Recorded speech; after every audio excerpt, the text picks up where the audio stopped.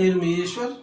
ఈ6 న్యూస్కి స్వాగతం. వార్తల్లోని ముఖ్య అంశాలు: బీఆర్ఎస్ కార్యనిర్వాహక అధ్యక్షుడు కల్వకుంట్ల కేటీఆర్కు సుప్రీంకోర్టు షాక్ ఇచ్చింది. గత బీఆర్ఎస్ పాలనలో జరిగిన ఫార్ములా ఈ కార్ రేసు ఒప్పందం విషయంలో తెలంగాణ ఏసీబీ నమోదు చేసిన కేసును క్వాష్ చేయాలంటూ ఆయన దాఖలు చేసుకున్న పిటిషన్పై విచారణ జరిపేందుకు నిరాకరించింది. దీంతో కేటీఆర్ న్యాయవాదులు పిటిషన్ ఉపసంహరించుకున్నారు. ఫార్ములా ఈ కార్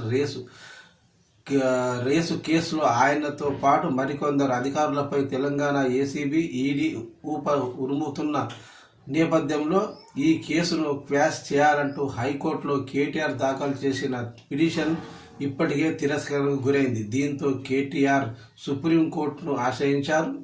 అంతకు ముందే తమ వాదన వినకుండా ఎలాంటి నిర్ణయం తీసుకోవద్దు అంటూ రేవంత్ సర్కార్ కేవిట్ దాఖలు చేసింది. దీంతో ఇవాళ సుప్రీం నిర్ణయంపై టెన్షన్ నెలకొంది. ఫార్ములా ఈ కేసులో తనపై ఏసీబీ నమోదు చేసిన ఎఫ్ఐఆర్ను క్వాష్ చేయాలని కేటీఆర్ సుప్రీంకోర్టును కోరారు. తన కంప్లైంట్పై రాజకీయ కారణాలతోనే ఏసీబీ కేసు పెట్టిందని పిటిషనర్ ఆరోపించారు. అయితే విపక్ష నేతగా ఉంటే కేసులు ఎదుర్కొనేందుకు సిద్ధంగా ఉండాలని కదా అంటూ వ్యాఖ్యానించింది. గతంలో హైకోర్టు ఇచ్చిన తీర్పులో జోక్యం చేసుకునేందుకు నిరాకరించింది. దీంతో కేటీఆర్ లాయర్లు క్వాష్ పిటిషన్ వెనక్కి తీసుకున్నారు.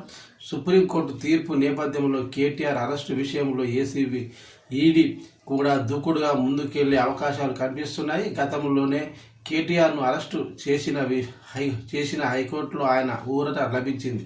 ఇప్పుడు సుప్రీంకోర్టు తీర్పు ఆధారంగా కేటీఆర్ అరెస్టు చేసేందుకు రేవంత్ సర్కార్ సిద్ధమవుతోంది. మరోవైపు ఈడీ కూడా విచారణ తర్వాత కేటీఆర్ను అరెస్టు చేసే అవకాశాలు కనిపిస్తున్నాయి.